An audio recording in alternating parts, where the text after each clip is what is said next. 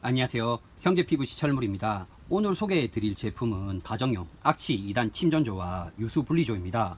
건물에서 사용되는 음식물 쓰레기, 기름 덩어리를 별도의 분리 없이 버리게 됩니다. 이럴 경우 배관에 붙거나 서서히 막혀서 냄새, 역류, 막힘 현상이 일어납니다. 두 제품은 정화조나 하수 처리장으로 가기 전 음식물 기름 덩어리를 걸러줘 배관 막힘을 방지합니다. 청소 역시 편해서 자주 청소만 해준다면 수질 오염까지 막을 수 있습니다. 오늘 영상은 두 제품의 차이점을 소개해드리고 설치 시 주의점을 알려드릴 생각입니다. 그리고 잘못 설치가 된 경우에도 해결 방법까지 알아볼게요.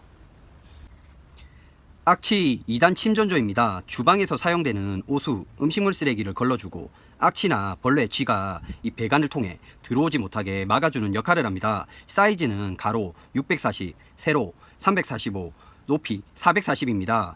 입구 출구 배관 사이즈는 100mm, 150mm가 연결이 가능합니다. 가정용 침전조랑 틀리게 이 옆부분을 타공을 하시면 안됩니다. 뚜껑을 열어보면 악취 엘보가 있으며 서쿠리 걸림망이 1개, 2개 있어 침전되는 음식물 쓰레기를 1차, 2차로 걸러주기 때문에 배관 막힘도 줄여주고 이 배출되는 수질 역시 개선이 됩니다. 침전물이 많이 쌓일수록 이 서쿠리를 빼서 청소 역시 가능합니다. 이전 영상에서 다룬 걸림망 침전조 상위 제품이라고 보시면 됩니다. 설치 위치는 건물 내부 배관이 높게 설치가 되어 있는 경우에는 노출 설치도 가능하며 건물 외부에 설치할 경우 땅속에 매립시켜 설치를 합니다. PP 재질 뚜껑은 산화 방지제와 햇빛 차광제가 코팅되어 있어 장기간 야외 노출이 되어도 산화나 변색이 잘 되지 않습니다. PP 뚜껑을 사용할 경우 튼튼해 사람이 밟고 지나가도 무난하지만 차량 이동은 불가능합니다. 무거운 물건을 옮기거나 차량이 지나가는 곳에 설치가 되어 있다면 주물 뚜껑을 사용해야 합니다. 설치 시 높이 조절링 노바시를 사용해서 높이를 조절할 수 있습니다. 유수분리조입니다. 3단 침전조라고도 불립니다. 기름을 많이 사용하는 식당이나 주유소, 정비소에 설치하는 제품입니다. 사이즈는 가로 640, 세로 345, 높이 440입니다. 입구 출구 배관 사이즈는 100mm, 150mm가 연결이 가능합니다. 가정용 침전조랑 틀리게 이 옆부분을 타공하시면 안됩니다. 비싼 제품을 아마 소개해 드린 적이 있을 겁니다. 그리스트랩은 건물 내부 바닥을 파서 설치를 하고 이 유수분리조는 건물 내부 바닥에 설치하거나 건물 외부 땅속에 묻어서 설치를 합니다. 유수분리조는 다 같은 제품을 설치하는 게 아니라 건물 면적에 맞게 다양한 크기로 제작 설치를 해야 합니다. 뚜껑을 열어보면 분리가 되는 악취 엘보가 있으며 아래쪽은 소쿠리 걸림망이 있습니다. 옆쪽을 보시면 칸막이 2개가 설치되어 있어 물보다 가벼운 기름 덩어리는 뜨게 되고 아래쪽 공간으로 오수에서 걸러진 물이 출구를 통해 배출이 됩니다. 뚜껑은 PP 재질, 주물 재질 2가지가 있습니다. 2단 악취 침전조와 동일하게 사람만 지나갈 경우 PP 재질 뚜껑을, 무거운 물건이나 차량이 지나갈 경우 주물 재질 뚜껑을 사용해야 합니다. 설치 시 높이 조절링을 사용해서 높이를 조절할 수 있습니다.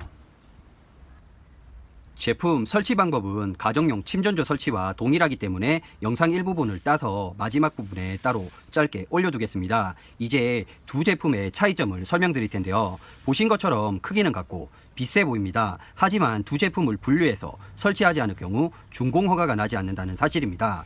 2단 악취 침전조는 가정용 제품으로 분류되어 설치하기 때문에 따로 허가 문제가 없지만 이 유수분리조는 틀립니다. 유수분리조를 필수로 설치해야 하는 곳에 2단 악취 침전조를 설치할 경우 기름을 제대로 걸러주지 못해 그대로 출구로 배출이 되기 때문에 배관 막힘, 수질 오염이 심각합니다. 이 경우 이 준공 허가가 나지 않습니다. 다시 땅을 파서 재설치를 해야 하는 경우가 발생하게 됩니다.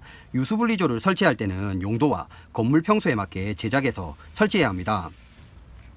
침전조 설치 방법을 설명드릴게요. 침전조 설치 시 가장 먼저 해야 할 작업은 침전조 설치 위치와 배관이 이어질 수 있게 굴삭기로 길을 내야 합니다. 그런 다음 배관과 부속을 연결해 침전조 설치 위치까지 이동합니다. 타공이 끝났다면 침전조에 배관을 넣습니다.